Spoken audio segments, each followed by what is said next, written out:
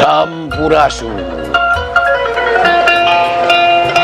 dulur-dulur anu di lemur, baraya anu di kota, wargi-wargi anu di bumi, cunduk karena waktu, ninggang karena mangsa. Ayeuna urang tiasa patepang deui dina acara DHS Dongeng Heureuy Sunda, diasuh ku Sim Kuring Mama Arif Hidayat, kalayan ngabantun carios. Judul carita Napa Na Irung. Si Janoon anu harita masih aya di daerah Pulau Gelis, di mana urut monitor dongeng Elpas baheula keur ngariung kene ngadongeng tukang gentong alias tempayan anu hayang beunghar waktu zaman kerajaan Pajajaran, waktu zaman kerajaan, di mana eta tukang gentong teh tapa 40 poe 40 peuting. Hasilna menangkeun peti. Eta peti teh eusina lain emas, lain berlian, lain duit gepokan, tapi eusina eta peti teh barang lalaki. Atuh puguwe tukang gentong mimiti nama ngajenghok, leuwas jeung kaget jauh tina sangkaanana. Padahal niat jeung tujuan mama hayang beunghar, tapi dibere nu kitu bingung jeung teu ngarti. Kudaek teu daek eta barang lalaki teh anu di jero peti dicokot, diakurkeun jeung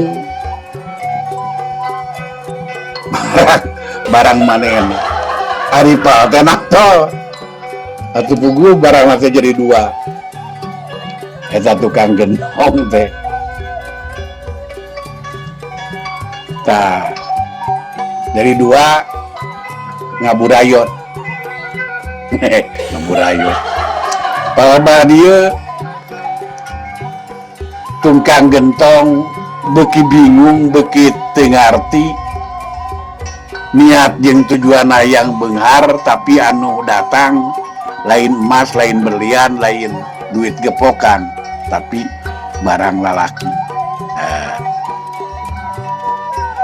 Naon sababna bisa kitu? Si horeng panieu mah ngadongeng mah ke zaman baheula, zaman kerajaan. Di eta wilayah teh aya putri, barangna dua. Nah, jadi akhirna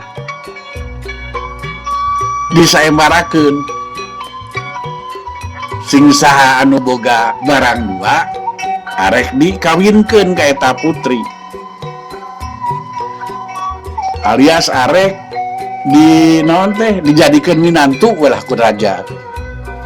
Ngadenge saembara kitu si tukang gentong keuat daftar, ternyata anu daftar teh ngan hiji-hijina manehna tukang gentong.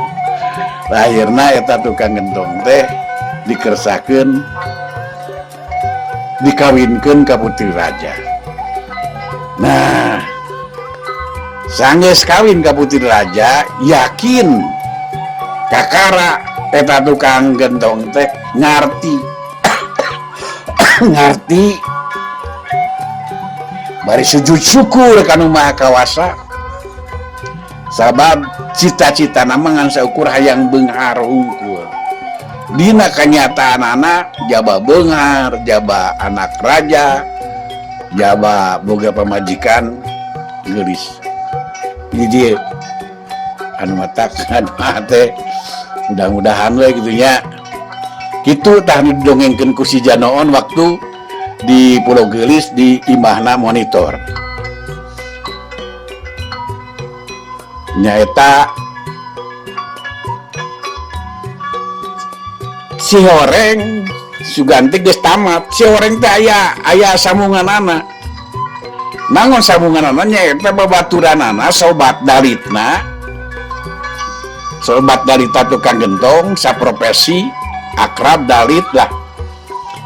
Sadahar sainum sama-sama jadi tukang gentong area saprofesi, ngerasa heran, kaget.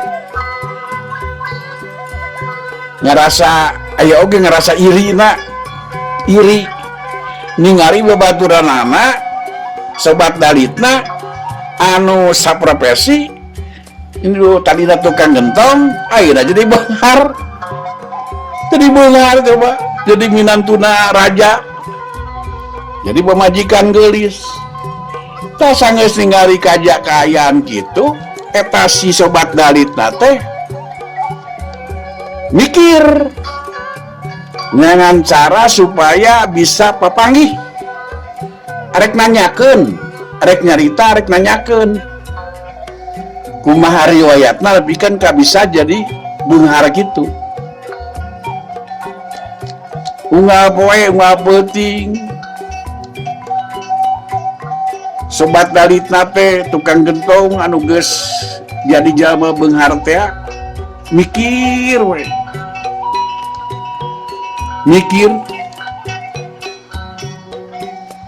neangan akal neangan cara sangkan bisa panggih jeung sobatna tukang gentong anu ayeuna geus jadi jelema beunghar nyaeta mantuna raja jeung pamajikanna geulis padahal syariatna mah teu mungkin bisa jadi kitu tapi lamun ya iman kana kakawasaan Allah mah tangtu sagarupa oge eueuh nu mustahil kun payakun di mana Allah ngajadikeun tangtu bakal jadi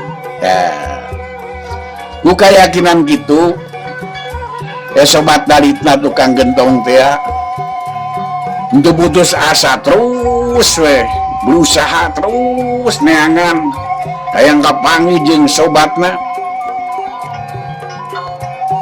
asa keyeng tangtu pareng asa jadi asa yakin tangtu jadi geus sababaraha taun neangan akhirna bisa kapanggih bisa pasangrok dina kegiatan sosial kegiatan kerajaan malah ente jaga imit eta siapa tejaim teh ente nonton teu ngarasa gengsi anak raja eta tukang gentong anu geus jadi beunghar teh alias mantuna raja gabruk we ningali eta tah sobatna aya di dinya digabruk atuh digabruk bak kusono bayangkeun terus lila karapanggih deui baheulana sadahar sainum digabruk sama-sama baheula mah tukang gentong saprofesi sadahar sainum sabapait sama manis sangeus silih gabruk bakat kusono jeung rindu kakara sobat dalitna teh nyarita bari sakalian nanyakeun kieu to the point saklek iya sobat kumaha teh caritana jeung kumaha carana bisa jadi jelema beunghar kieu naon ilmu anu diulikna ceuk sobat dalitna nanyakeun saklek sekali deui to the point henteu basa-basi kusabab anu nanyakeun nanyeta sobat dalitna anu pernah saprofesi atuh teu talangke deui derak-dak we ku tukang gentong anu geus beunghar teh dicaritakeun riwayatna neta carana tapa 40 poe 40 peuting dihandapeun caringin terus menang petunjuk nyata menang peti eta peti teh keusina barang lalaki dicaritakeun lah sabalakana da ngaranna ge kasobat. Tah begin napa oge diakurkeun jeung barangna napa oge caritakeun. Barang geus nepi geus dicaritakeun kitu, teu ieu goa teh ngaleos, sobat talita teu ngaleos, init rek ngalaksanakeun petunjuk ti babaturan teh. Barang geus nepi ka tengah ka tempat patapaan, langsung atuh menekung jasmani salila 40 poe 40 penting. Sanggeus 40 poe menang petunjuk. Menang petunjuk sarua dihandapkeun tangka caringin aya peti. Ya. Aya peti. Palabah dia ngabuktikeun yen anu disebut ilmu mah